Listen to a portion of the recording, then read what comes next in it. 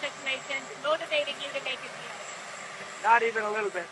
The only thing that matters when I'm talking about Iran, they can't have a nuclear weapon. I don't think about American financial situation. I don't think about anybody. I think about one thing.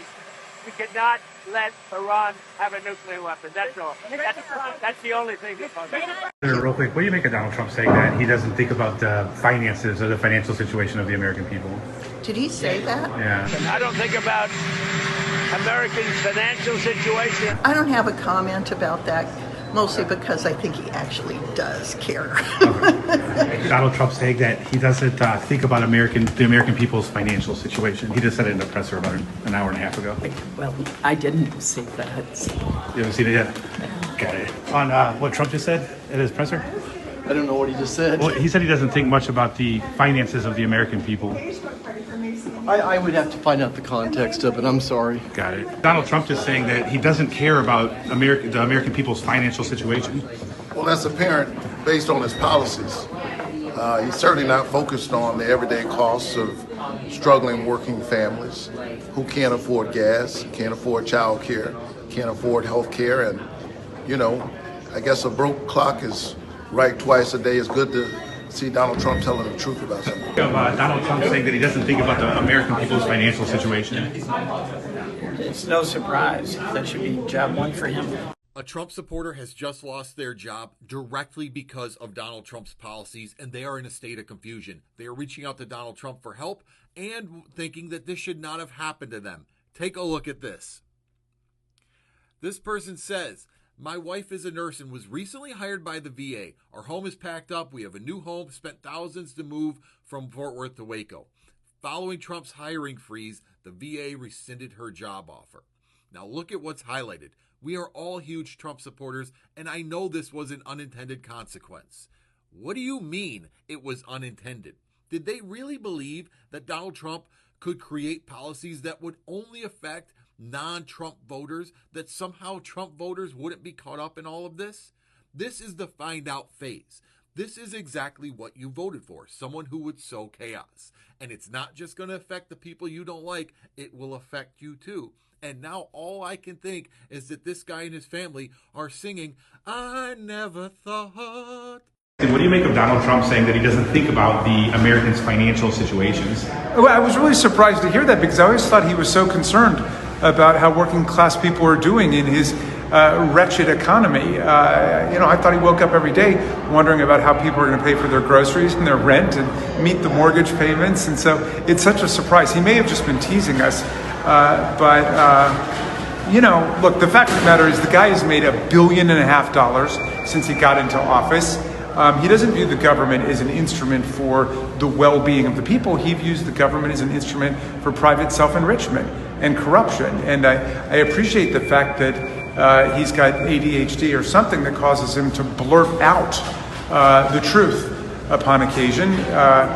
And this is apparently one of those occasions. I can't say that anybody in the country is going to be surprised, but I'm glad that we can write it down and nobody should forget. Got it. Thank you, Congressman. So we know that a lot of people who voted for Trump did so simply because he promised to bring down prices, right? He said he was going to make America affordable again, also bring back manufacturing jobs. He has now been in office for almost exactly a year. How did he do? The answer is that he failed on every single economic promise that he made. The numbers are devastating. So let's start with jobs. In all of 2025, we now know that only 584,000 jobs were created by Trump.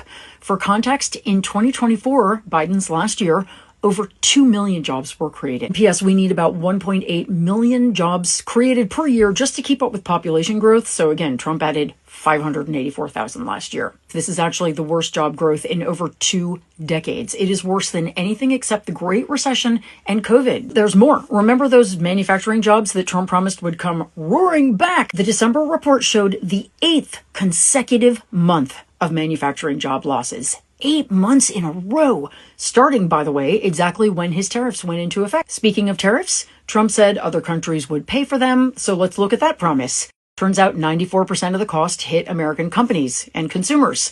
The Tax Foundation estimates tariffs cost each household about $1,100 in 2025. Meanwhile, Trump's trade war produced retaliation from other countries, especially China, which closed off markets for American farmers. So now taxpayers are bailing out farmers again because of Trump's policies. And what about prices? Anybody who goes grocery shopping knows that Trump promised to bring them down immediately and did not. He also said he would cut energy prices in half within 12 months. Instead, they're up dramatically. And inflation has been basically unchanged since he took office. So what is Trump's response now that none of his promises came true? He started making up numbers and calling affordability concerns a hoax and a con job by the Democrats. Meanwhile, workers are getting the smallest share of GDP in the form of wages since data collection began in 1947, the smallest slice of the economic pie in recorded history. This is the whole Trump presidency in a nutshell. Big promises for working people that aren't fulfilled, then gaslighting when the promises for working people don't come true. Meanwhile, Trump and his very, very wealthy donors are laughing all the way to the bank because all of his policies are meant to help them. Trump's billionaire donors, they are making out like bandits from all of his tax cuts. So as we head into year 2, remember these numbers, they will get worse. Remember what was promised versus what was delivered. Remember that every Republican in Congress is just as responsible for this as Trump is. Trump is going to keep telling you that everything is great. He can't do anything else. But you and I have the receipts. Keep them. And the next time someone says Trump's good on the economy, make sure you whip those things out. Donald Trump just said on camera that he does not care about Americans' financial situation, and he's not even thinking about it when he negotiates with Iran. He actually said this. Just look.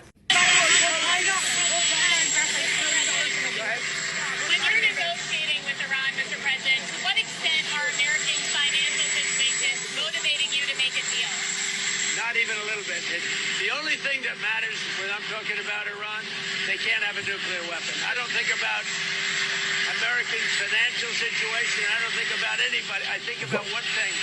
We cannot let Iran have a nuclear weapon. That's all.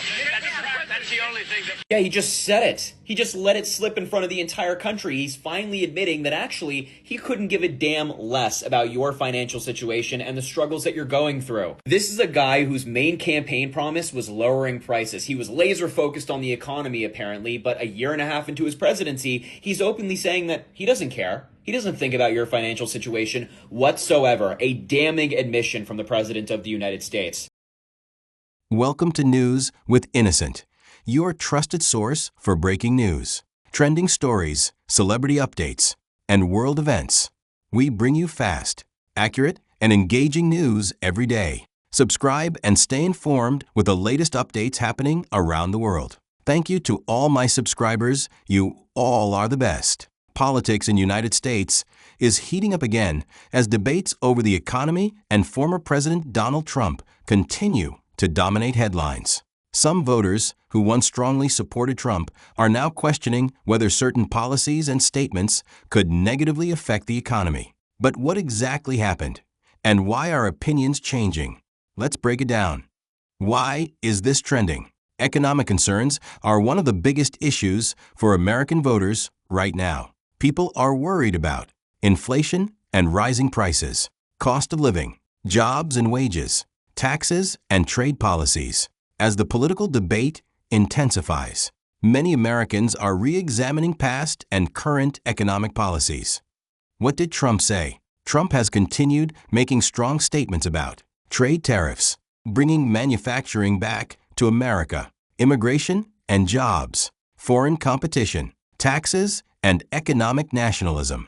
Supporters say these policies protect American workers. Critics argue some tariffs could increase consumer prices. Trade conflicts may affect businesses and global markets.